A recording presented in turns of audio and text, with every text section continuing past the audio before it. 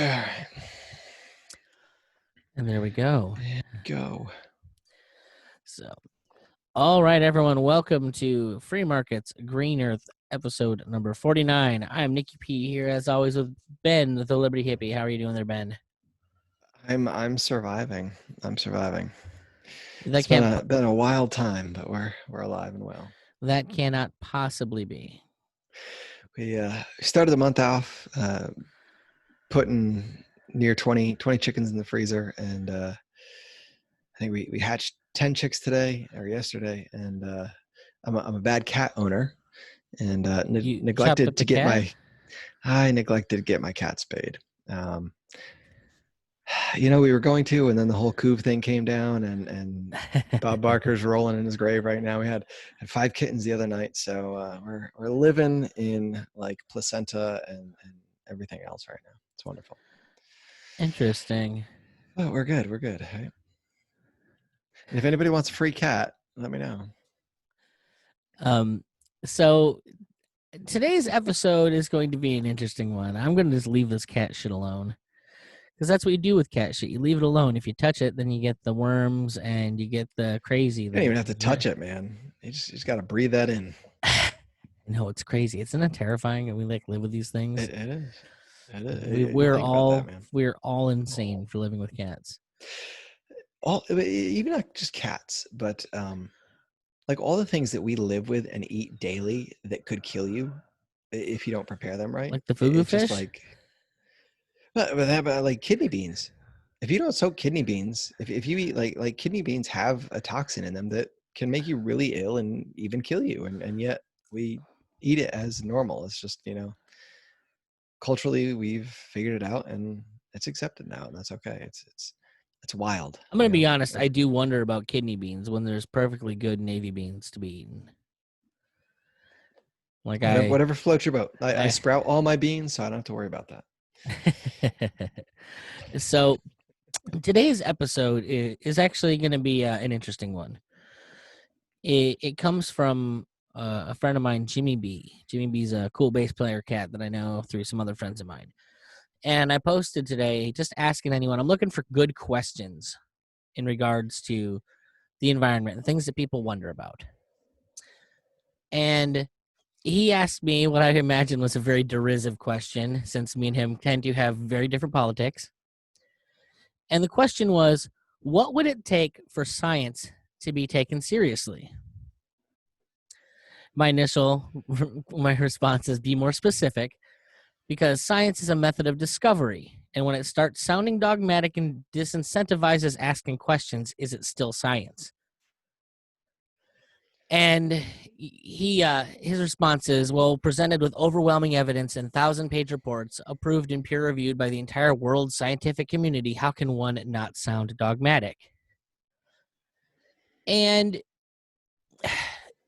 to me, like, I get what he was saying, and I understand why people feel that way. But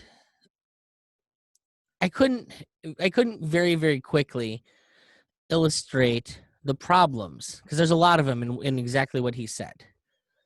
Exactly what he said is why it's so difficult for a lot of people to trust the scientific community. Coincidentally, I think a lot of people do trust the scientific community.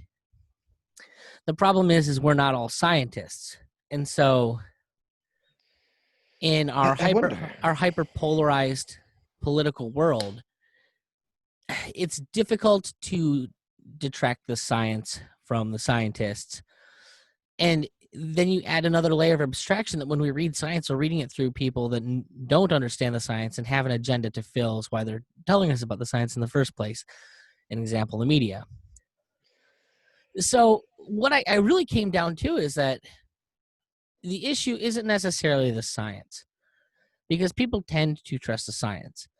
The issue is that there is a business of selling us science, and it's the sales of science that is the problem.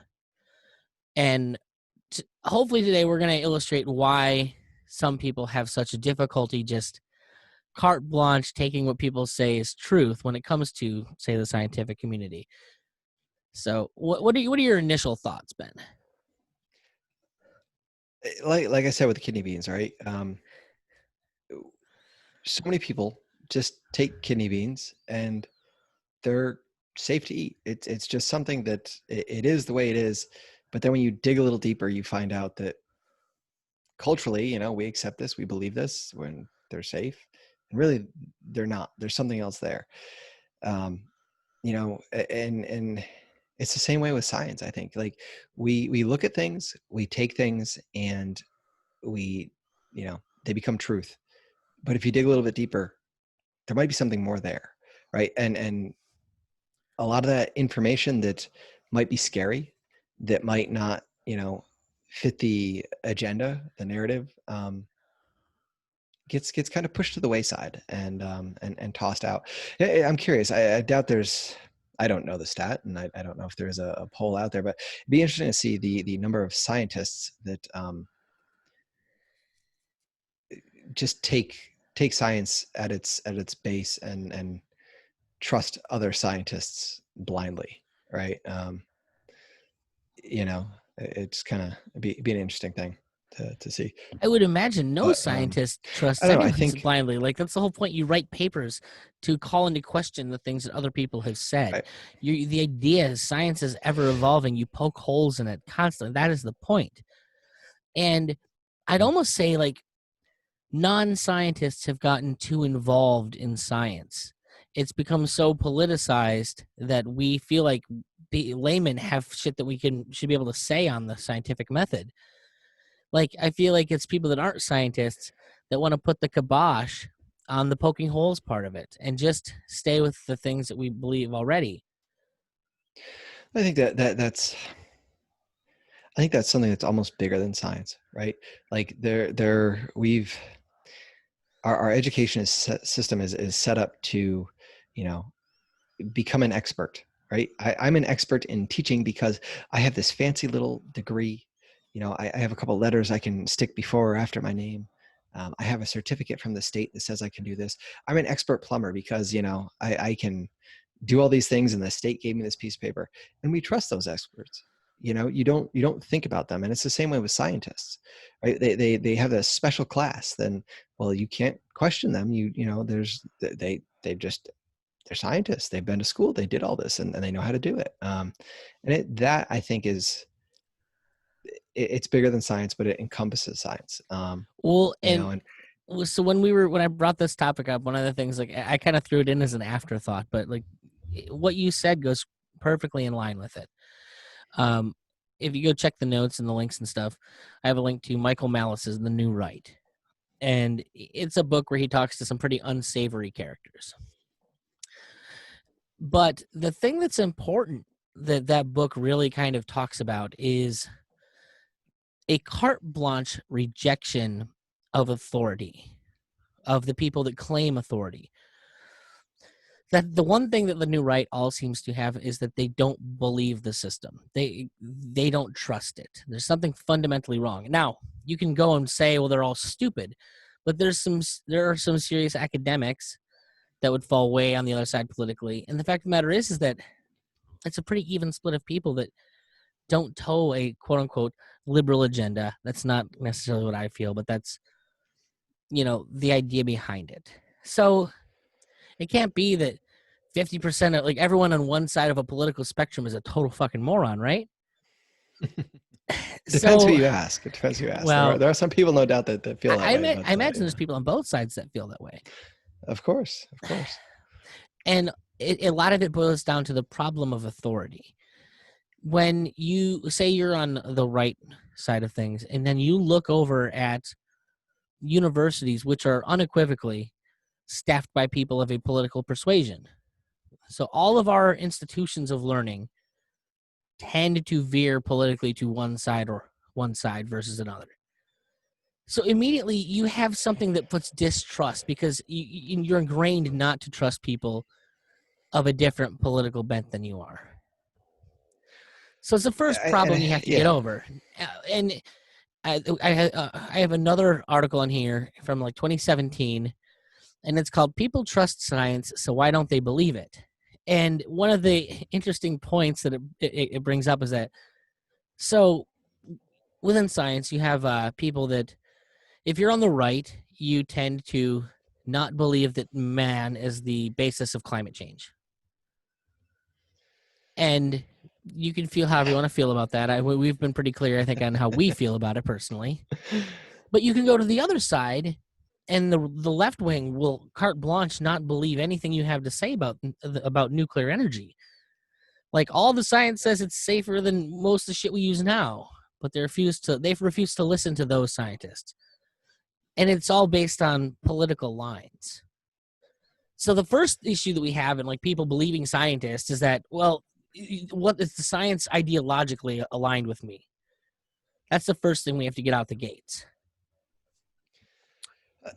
I think it's just something that with humanity and with everything developing the way that it has developed, and biases being pushed everywhere, it's impossibly hard to just accept things at face value and to, to really sort through all the bias that's out there, and kind of compare these things, like you said earlier. How many people have actually sat down and read scientific articles that talk about nuclear energy, that talk about climate change?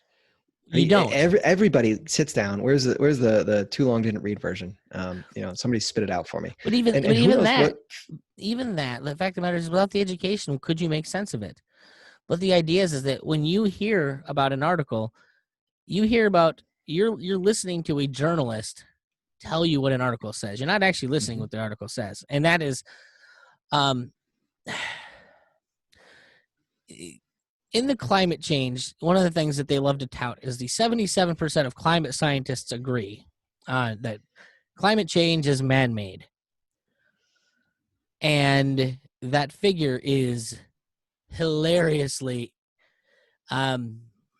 disingenuous, we'll just say, because that's not at all what those scientists agreed to. It's based on it's based on someone interpreting data a specific way. So looking at I'm looking at an article written here by David Henderson on EconLog, which I agree is not a scientific, it is an economics journal. But the thing that it's commenting on isn't the science. That's the thing, because the issue isn't the science, because you're not a scientist. You have no idea what the scientists are saying. You rely on people to interpret that to you, and this is a bait and switch that gets pulled on people because we don't know any better. We do trust people enough to listen to them when they tell us shit. So, going like this particular article says that 1.6%, not 97%, agree that humans are the main cause of global warming. And so when you get down to it, you're looking at explicitly endorses and quantifies, global warming, explicitly endorses but does not quantify or minimize, explicitly endorses without AGW without minimizing it, no position, implicitly minimizes and rejects, explicitly minimizes and rejects but does not quantify, explicitly minimizes and rejects is less than 50%.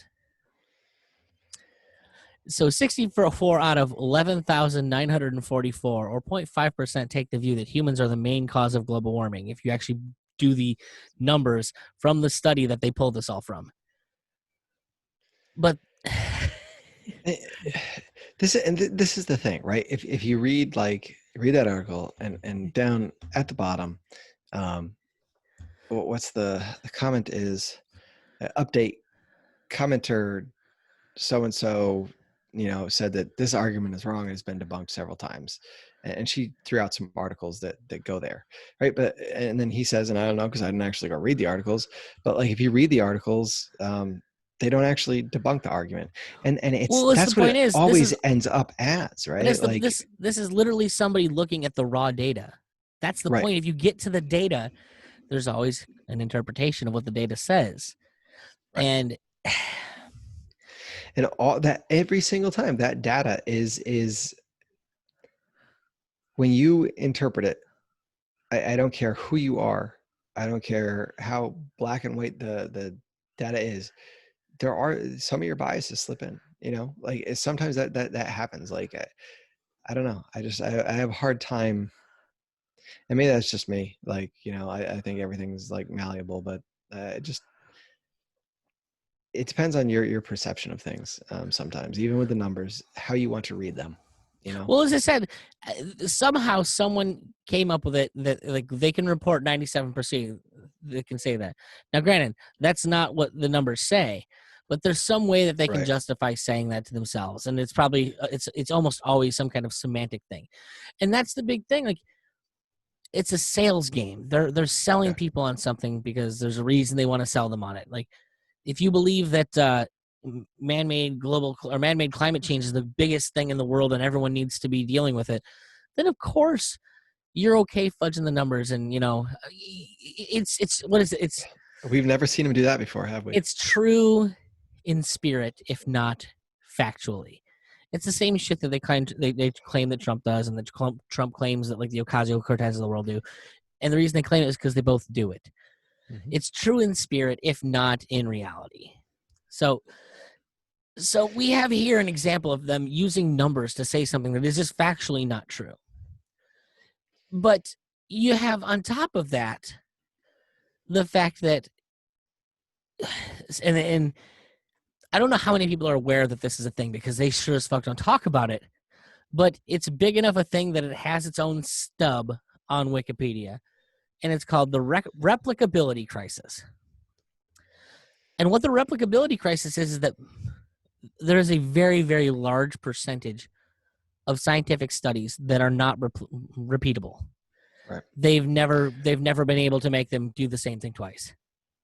So when you say you have piles and mountains of scientific studies saying these things, well, that's great. But how many piles and scientific studies repeat the same things? Because most scientific studies don't do that. They do them once, they get their idea, and hey, it said what I wanted to say. Cool, we're good.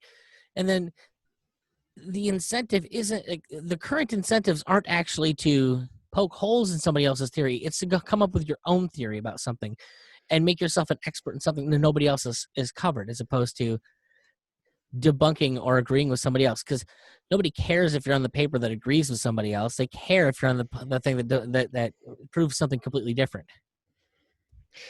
Yeah, it's insane. And even if you could replicate something, like, just because you can replicate something doesn't necessarily mean that that finding is true.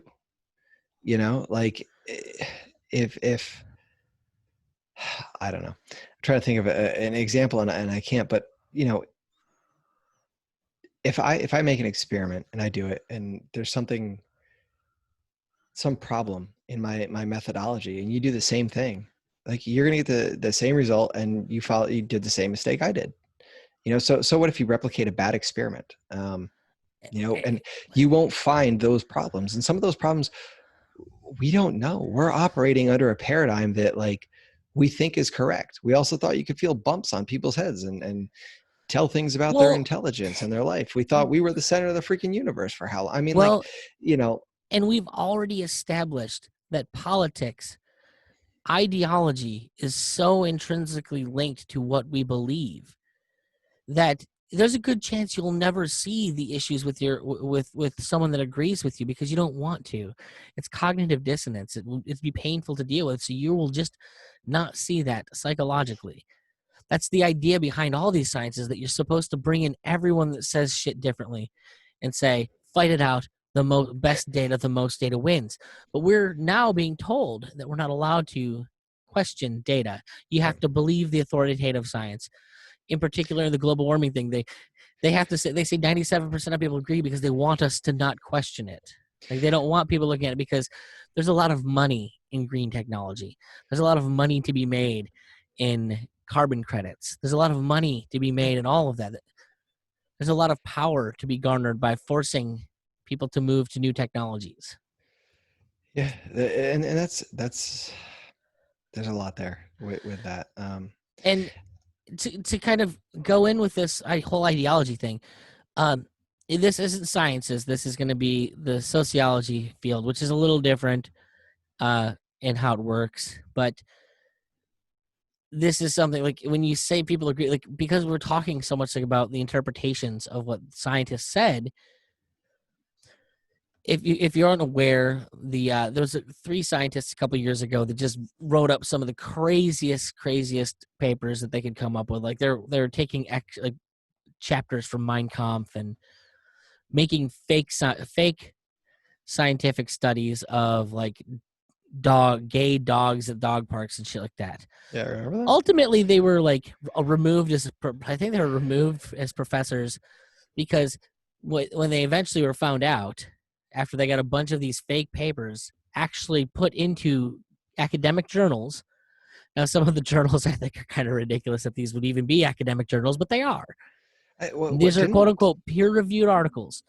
Someone has looked at them and accepted the gay dog paper and accepted Mein Kampf, but instead of Jews, it puts women in the word, something like that. I want to The say Nature. I feel like Nature was one of those places that like ran an article, ran a study, a well, paper, but and it was like here's later. the And dishonest. Nature's Yeah, it's a big thing. But here's the dishonest thing about that. They ended up like the issue wasn't that like the papers were wrong even. The issue was that they said that they were performing a study on people without letting people know that they were going to be part of a study. So the reason they got in trouble was because they didn't disclose to people that they were kind of guinea pigs in this experiment that they were running, and that violates, the rules of scientific yeah. studies in academia. Which means when you're dealing with sociology, so how you're dealing with people, like you're immediately tipping them off that they're involved in a study, which is automatically going to bias any results you'd get. Right. But the point is that they had to go after them for that, as opposed to the fact that they just put Drek into a bunch of scientific or a bunch of academic journals. Yeah, I mean, see, and that's what it is. I think when I see things like that, um, I lose faith. I lose, just accepting people's say so. When I see scientists and other well-learned individuals um, contradicting what's accepted, like get absolutely no attention. There's nothing. They're just pushed to the wayside. Then yeah, I lose some faith, and so everything that is being said, I question. I doubt even more. Um, I don't know. Yeah, I don't know. It's Well, so one of the things that I've been kind of focusing on is like the climate change thing, and you know, the science is kind of still out on it for me because it is such a complex issue that to factor in every absolute detail that could be necessary for that. I don't know how you would do that. I think that when you really boil down to all of the models that every single one of them has, which by the way, every single one of them has been wrong and to this point. that's But even if you take that out of it, how could anyone have a model that includes every necessary detail? You just can't do that. There's no level of understanding what's going on in the world that could factor in everything. yeah, and I think that's what it boils down to. That's a lot of it, right? Like We're you asking you scientists for too much. I think is first off, you're asking scientists to explain something that just there's you no are, amount but of data you can collect to do that even. right, but like we as a society have accepted that models are truth. I can make a model based on factors X, Y, and Z, and this model will be correct. And those models are not correct, whether it's climate change, whether it's like stocks, whatever you want. Those models don't work because we can't predict everything. We don't know everything. And like I think that's my biggest problem with all this is that like to blindly accept everything that's put in front of you acknowledges that like we know everything. And to Well, me, that's just this arrogant take on it well, that well. like Let's. we can't.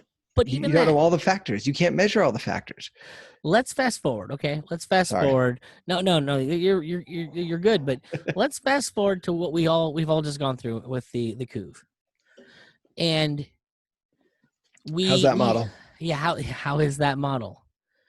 Um, but that we don't even have to point at like how the model worked out, because people make guesses, they make inferences based on data. Now, granted, all the data that I saw would have never let me believe that that model was the truth, because I paid attention to the numbers when they were over in China. I paid attention to the numbers when we were over here, and I watched the ways they changed the recording of the numbers that was changing the graphs that they were using. And whether or not it was on purpose, it was doing some things that were very, very, to me, dishonest and painting a much different picture than needed painted. They also weren't taking into account cultural issues between different nations, which to me immediately seemed like, wow, this would be huge issues in how this works. I'm not an epidemiologist. I'm just a fucking guy. But I can look Mhm. at numbers and I can understand the ways in which humanity works in certain ways. Like I understand that culturally there are different reasons for things to spread here versus other places. And when you have something that spreads amongst old people and you don't have a lot of multi-generational dwelling in one country versus another, it's going to make a very big difference in how something spreads. Those vectors are going to be different. And don't even have to be an expert to fucking tell you that. You Now, think? I know what I can say is all the numbers did work out more the way I expected them to. And I do feel awful for anyone who got it, because it sounds like it was fucking awful.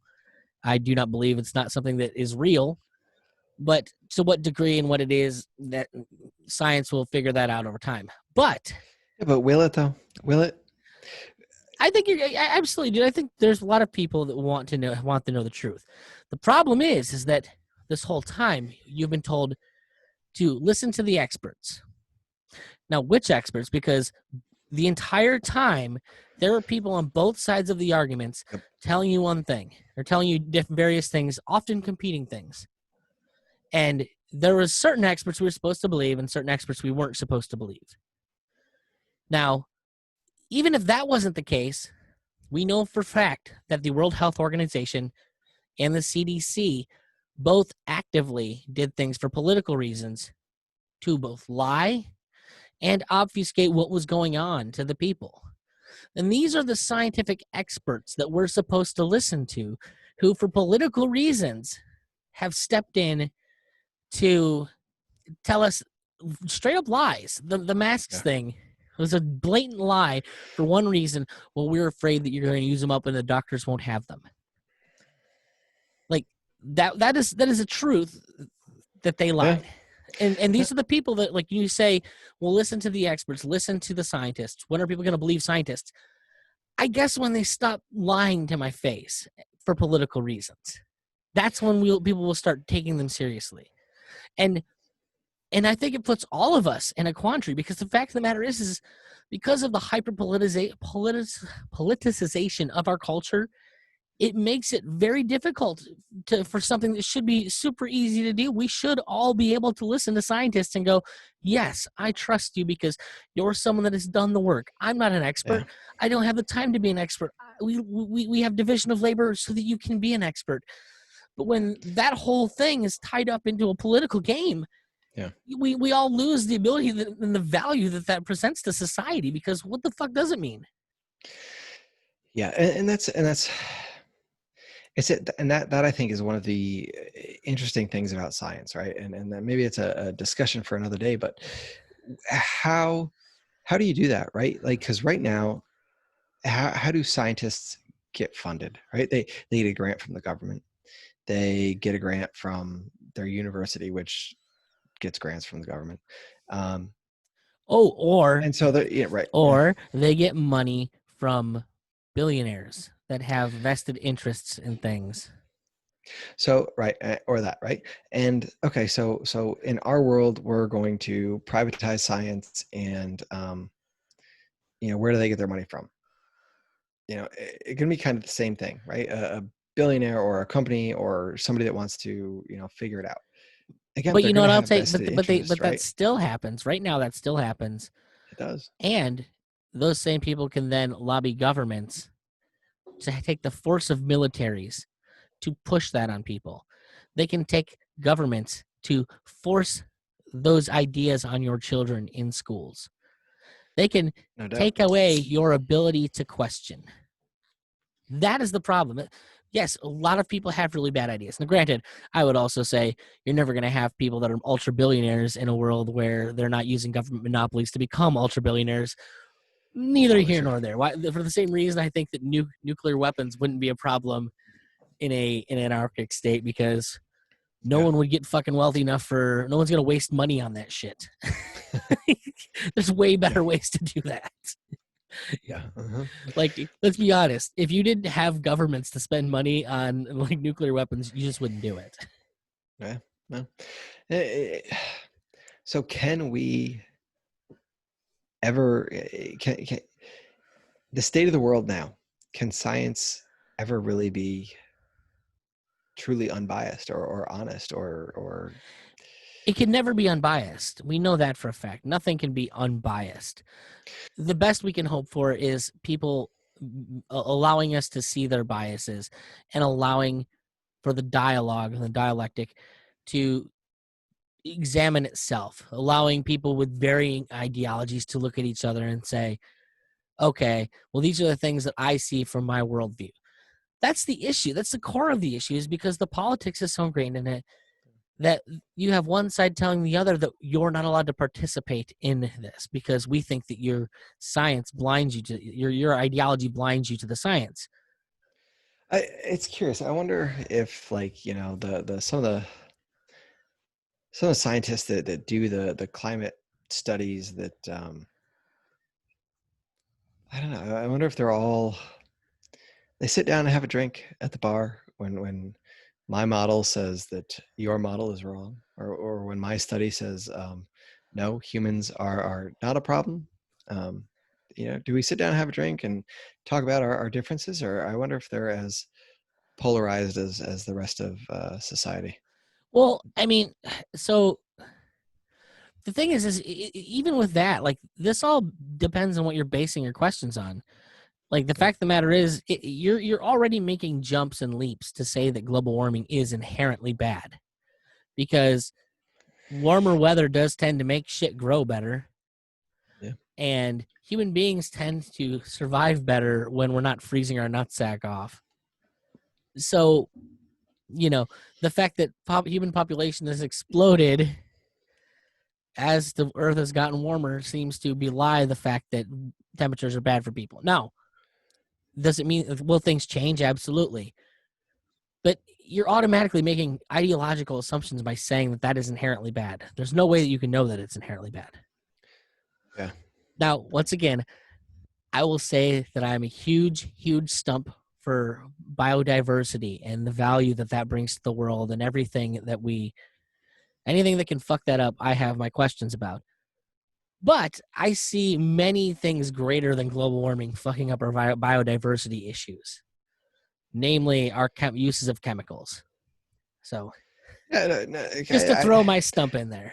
To say that climate change is going to affect biodiversity is naive at best. I mean, that's Well, just I mean, dude, but that's the thing. ignoring facts, ignoring, like, everything. Well, as temperature It goes up, might, biodiversity has decreased. So well, it scientifically, you can might, make the claim. no, but okay, fine, scientifically, but Is it it correlation will versus causation? Who knows? it may affect the organisms that are alive now, but to say that organisms can't survive at higher temperatures is absurd. It might not be organisms that we're, accustomed to, but there will be things that are alive and There's things that live in the volcanic waters of the bottom of the ocean, in the pitch right. black volcanic, carbon dust. I just, and that's the whole thing. Like, God, man, I go so far with that. Just for And the that's record, I like, don't want to live in that world. I don't want to live in volcanic ash. So no, I have a vested preferably interest not. in keeping that not the case for myself. But I agree. I don't want to turn into Venus, but it's the whole thing. Like, and it's the same thing with like space. You know, life in outer space. Like, yeah, there might not be life that like we, you know, fits our paradigm, but man, like, why are we so focused on our paradigm, on what like our structure, that this is the way things are and this is the only thing that can be? Like, I just don't understand that. Like, I don't. And like when you break it down, and I think it was a book. I took a class in college. It was like intro. I think it was an intro to philosophy class. By God, it was Okay. a book by like his last name was Kuntz, and I don't know. It was, I can't remember his first name. I want to say Dean, but it's not. It was all about like No, because he's a paradigms, fiction writer. right? But it was all about paradigms, and like it totally like that like just took my world and like twisted it, and like our understanding of the world is based on our belief system and what we see happening here, and you know that's not the way it has to be. You know, there can be other things, there can be alternatives, whether it's, you know, life on another planet or it's things that exist here.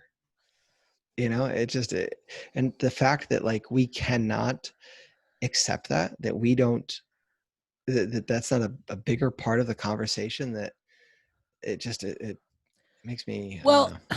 I mean, it is a part of a conversation if you get outside of like into theoretical physics and things like that. Those people are having those conversations, and philosophy has those conversations. Yeah, but that needs to be a bigger conversation, I guess. And I'm no Well, expert in it, but you know. you know who it's a bigger conversation with? People smoking a lot of weed, hanging out, and watching the stars. And I don't want to get What too far. was I it? don't. Wasn't me. Wasn't me. Yeah, I don't want to get too far off track here. Sorry. Because no, it's fine. It's just the episodes get long, and then I've got to edit them. And I just want to, I guess, in closing, I want to say that I wish that we could trust science better, Jimmy B. Oh, for The sure. the problem is because of politics and what they do to humanity. Everything is through an ideological lens, and the more people try and fight the ideologies, at least policing each other, it makes absolutely everything suspect. So It that's I does. guess the long answer to your question. Hopefully, you know, I don't want to feel anyone is like taken out by this. Like I think that everyone is affected by this, and I don't think it We like are, and there's no two ways about it. I mean, everybody is. You know, it shapes our everyday life. You know. so. Well, I hope everyone enjoyed that. This has been episode number 49 of Free Markets Green Earth. Check out freemarketsgreenearth.com, the .com that Ben could not remember on the System is Down podcast when he was on there this week. I don't I know, didn't man. feel There's like it so was that many, difficult. so many. You could have just guessed it said URLs. thepodcasttitle.com. It would I have been know, an but easy then like guess. I think what happens is I go and then it gets like forwarded to the Nick Picone address, and I'm like, oh well, I don't know. Yeah. Sorry. Yeah. Freemarketsgreen.com or freemarketsgreenearth.com will take you where you need to go. You can't remember either, so No, I can't talk. So if you want the show notes, you want to get the links to everything that we talked about today, go check it out there. If you want to comment on it, there I do keep the comment bars active at the bottom of the page, and I do actually read that stuff. So by all means, let us know what you think. for sure. Do it Take up. it easy, folks. Peace.